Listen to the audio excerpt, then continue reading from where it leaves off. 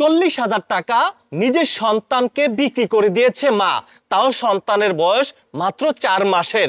সেই সন্তানটি দুধ খাচ্ছিল মায়ের বুকের, কিন্তু সেই মাকে জিজ্ঞাসাবাদ করা হলো, আপনার সন্তানকে 4 মাস বয়স সেই শিশুটি দুধ খাচ্ছিল, কেন আপনি বিক্রি করে দিয়েছেন?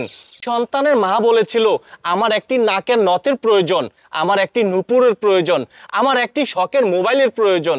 তাই এই যে 3টি জিনিসের জন্য নিজে পেটে ধরেছে, নিজে কতটা কষ্ট করেছে, 4টা মাস সন্তানের বয়স হয়েছে, সেই মাত্র 3টা জিনিসের জন্য দেখেন, মোবাইল, নাকের নথ এবং পায়ের নুপুরের জন্য নিজের সন্তানকে মাত্র 40,000 টাকা বিক্রি করে দিয়েছে। তবে জানা গেছে স্বামীর সঙ্গে রাগ করে সেই সন্তানকে বিক্রি করে দিয়েছে মা।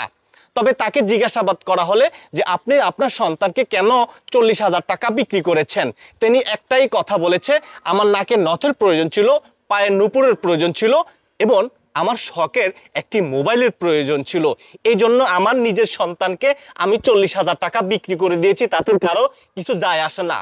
পরবর্তীতে স্বামী এই বিষয়টি জানতে পারে। এমন লোমহর্ষণ ঘটনাটি ঘটেছে টাঙ্গাইলের মধুপুর থানায় গিয়ে স্বামী অভিযোগ করে যে আমার স্ত্রী 4 মাসের সন্তানকে বিক্রি করে দিয়েছে। এক পর্যায়ে তাৎক্ষণিক ওখানকার পুলিশ বিষয়টি খুব গুরুত্ব সহকারে নিয়েছে। ওই সন্তান এবং ওই মাকে অ্যারেস্ট করেছে পুলিশ।